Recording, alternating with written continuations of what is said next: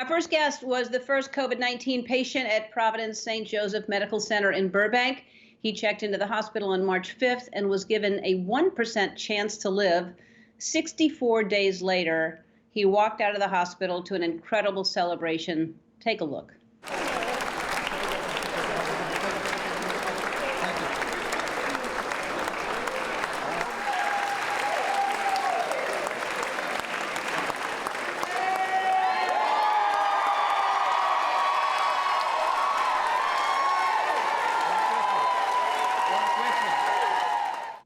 Oh my God. Please welcome Greg Garfield, his girlfriend AJ, and his sister Stephanie. Hi.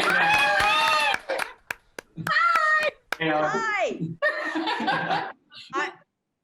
Thank you so much for talking to me. And Greg, you look incredible, and all of you look very happy. And I'm very happy to see those smiles on your faces. How are you feeling, Greg? I'm doing great, getting better and stronger every day, and just happy to be talking to you. Yeah, well, I'm happy that you're able to talk to me and I'm able to talk to you. So let's go through this, because I mean, this is hope for people, because there are a lot of people, we're all scared to death and are praying that we don't get it. And then if someone does get it, or someone that we know and we love gets it, it's scary. And you had a 1% chance. And look at you right now. So let's go through the symptoms. When did you first notice? So I got this on a ski trip in Italy. Third day into the skiing, I started getting flu-like symptoms. I then took 3 days off of my ski days to not ski on a European ski trip. I had to be really poor. So then we ended up leaving, hopping on a plane, flying back to LA. I was informed on a text message that one of the guys that had stayed back, that was in the hospital, was COVID positive. When I landed, I went right home and quarantined myself. I contacted my doctor, and he contacted the CDC. They ended up sending a van out to pick me up and bringing me over to their office and tested me. 24 hours later, I ended up testing positive for COVID. And I then, 9 days into being having my first symptom, it just went overboard, and I couldn't breathe. I had a fever, I had coughs. I called the ambulance, and they came in full hazmat gear, and I went to the hospital, and I was their patient zero. And so obviously, AJ, you did not get it, right? I did not know. I hadn't seen him when he came back from Italy because he tested positive. Okay. So I stayed as far away. Okay. I didn't know if y'all were living together and you were there with him or whatever. Okay, so then you're in the hospital and you had to be intubated for 31 days. And Stephanie and AJ, that must have been, I mean, just being intubated was scary enough, but then day one, means what? Day two, day three, what's that? What does intubated mean exactly? Coma? Intubated, it is you're put out. Is that right, Greg? He was on life support. So yes, he was medicated. He had a paralytic, so he couldn't move, and he was completely sedated. When did they tell y'all that he had a 1% chance? Was that early on or in the middle of it? When did they say he has a 1% chance? Actually, we didn't know that. And in this case, Ellen, ignorance was bliss, because had we known he had a 1% chance of survival, I don't know that we could have stayed as positive. We would have forced ourselves to, but we just really knew what the doctors had told us. And it was the vent settings that he was on. You know, the roller coaster that we went on was, gosh, there were so many highs, and then it would, in 3 hours, there would be lows where he would either have 4 collapsed lungs over the period of time. His kidneys would fail. He had sepsis throughout his body. He had MRSA. It started attacking his liver. He had a pulmonary embolism. It was like one thing after another. So we knew he was very, very ill. We didn't realize until he got off the vent that he had 1% chance of living. Wow. Well, yeah, I guess that's great that you didn't know that. And Greg, so you said you don't remember anything at all, because sometimes you hear these stories of when people are out, they can see things, they hear voices, but You don't remember anything. So I don't remember anything. However, when I did come out, AJ and I sat down and we went over a lot of the videos and the pictures. You know, it was a very, very humbling experience. He had actually, it was kind of amazing because one of his ICU nurses told us later on about a story that that Greg actually knew nothing about, but it meant a lot to us while he was under. So she came into my room and she told me that every day she would talk to me. And one of the days she picked up this little stuffed animal we named Baby Bear because my dog's named Bear. And she basically tucked this under my chin, and I was out like a light. And then all of a sudden, as she was talking to me, tears started rolling out of my eyes. And she ended up calling AJ and Stephanie, and it was the first sign of hope that I was in there.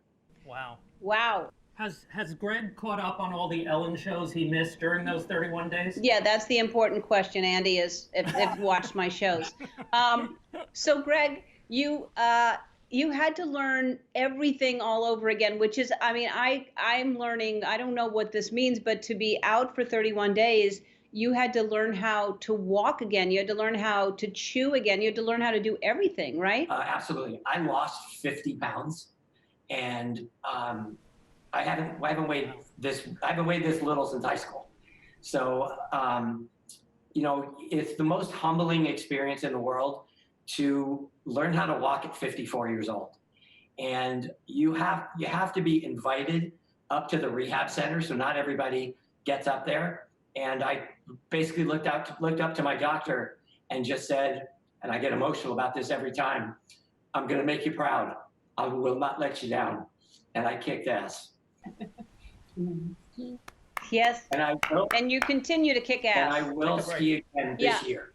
Yes, I'm sure you will. We're going to take a break and more with Greg after this. What a story. We'll be right back. Let's talk about the amazing doctors and nurses at St. Joe's. I know that you said that was an experience that you give them a lot of credit for you getting through this. I would not have survived anywhere else, is what I believe. When I got in the hospital, I was the only COVID patient there for about seven days, and all of their attention was on me. So that wouldn't have happened anywhere else. And actually, I would even say too that the nurses were a lifeline for Stephanie and I to Greg, and for Greg to connect with us too, because while he was in there and isolated, we weren't allowed to be there. We weren't allowed to hold his hand. We weren't allowed to tell him he's going to make it and that he had to fight. And so to know that we were able to talk to them and he was taken care of the best that we could have asked for while we weren't there allowed us to just sort of breathe easier. It's amazing because you were, you know, they had all the attention on you because you were in there and you were the first case. But at another, it's like you kind of want all that experience of them treating other people and learning how to deal with these surprises that come up that everybody is learning with, you know, now, because, you know, you're a super healthy guy. You were skiing and you're fit and you're young, and yet, you know, you didn't meet any of the criteria. So it's amazing. It's that your body goes into overdrive and your immune system goes into overdrive the more fit you are, it seems. Yes, it really was a very humbling experience. I'm at a loss for words in regards to these, you know, the staff that was taking care of me. They're like family now. I mean, they text me and call, you know, 2 weeks out of being out of the hospital. So they're part of my village. And Alan, like you said, I mean, doctors were using Greg as kind of, when all the other patients came in, they were looking at Greg saying, well, what do we do with him? And it gave them hope that they would continue treating other patients because he survived a lot of it. Yeah. Yeah, I mean, I'm sure you helped a lot. And it's a small world because my producer, Ryan, is married to a nurse, Kelby, who works at St. Joe's. And I don't know if you met her. Yeah, no, I know, Kelby. I had kept a notebook, copious notes, everything that happened all the time. And we were actually just looking through and all the names of the nurses that we worked with, and Kelby's name, we had 4 stars next to her. Just, she gave the most amazing care to Greg. It just, hearts out to her. Yeah, they're a lovely couple. Ryan is amazing. She's amazing. And you know, she's been there nonstop, which again, so much credit is given to these people that are on the front lines every day. So you gave the doctors a special gift, I understand. Yes, I'm a big tequila fan, and I gave each one of them my favorite tequila, which is Dos Artes. It's a beautiful bottle, and you know, it's really kind of in remembrance of enjoying the tequila, and putting that bottle on their shelf afterwards, and to just remind everybody about the success story that we had together. So you have, I want to be real about this so people, and the reason we're going to bring this up is, and it's disturbing, but you need people to know that you're doing amazing, but you have a long way to go. And there's some issues that you're having still with your body, even though you've learned to walk again. Do you want to talk about that? Absolutely. My hands and some of my toes were affected, and they are, as we met with the surgeon last week, we are about to have some amputations going on. You know, this virus is very real, and you know, I'm frustrated at looking out, and you know, people are taking it very light, and this is no joke. I think people think, oh, you know, you can get over it and that's it, but you know, your life has changed, and even though you got through this, I mean, I can't imagine, you don't even think about that the blood circulation is going to the organs to heal your body, and you're deprived of, you know, blood flow to your fingers, and but I'm 54 years old. I've never had, I never was sick. No pre-existing conditions. You know, I'm not the guy that's supposed to get this. And, you know, I ski 70 to 100 days a year. You know, I'm the poster child for being healthy. And I basically took a bat to the face, and it hit me. It almost killed me. So I'm happy to be here. well, yeah, I'm happy that you're here too, and and you do deserve to be here. I mean, I don't even know what to say. I can't imagine what you went through. So we sent over a gift basket, and for everyone there, it's at your door. Somebody can go get the gift basket at your door right now. You want to go? Oh, I'll get it. Okay. All right.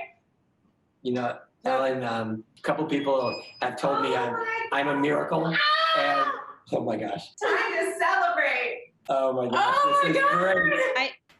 Just Greg, real quick before you tell me. So we got you tequila. We got you some of my favorite things from the Ellen shop. Also, there's 3 tickets to the show, because when we go back, I want all 3 of you to come. I want to meet all of you. And also, our friends at Shutterfly have been incredible partners and have helped us donate nearly $500,000 to COVID-19 relief efforts. Today, they're going to donate $15,000 to COVID-19 Heroes of St. Joe's in your name. Oh my God.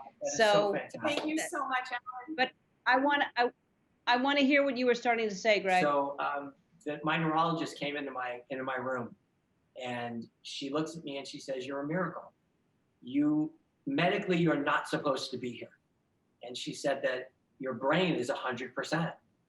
And I looked at it, I said, "That's fantastic," because it wasn't before. So and again, wow. You know, we laughed, we cried, and you know, we're just, I'm so thankful that they saved my life. They gave me my life back. Yeah, I'm so happy, and so great to see those smiles on your faces, and can't wait to meet you. Thank you so much. Have some tequila and think of me tonight, and I'll do a cheers to you tonight as well. Thank you so much. Thank you. Thanks so much. Hi, I'm Andy. Ellen asked me to remind you to subscribe to her channel so you can see more awesome videos, like videos of me getting scared or saying embarrassing things, like ball peen hammer, and also some videos of Ellen and other celebrities, if you're into that sort of thing.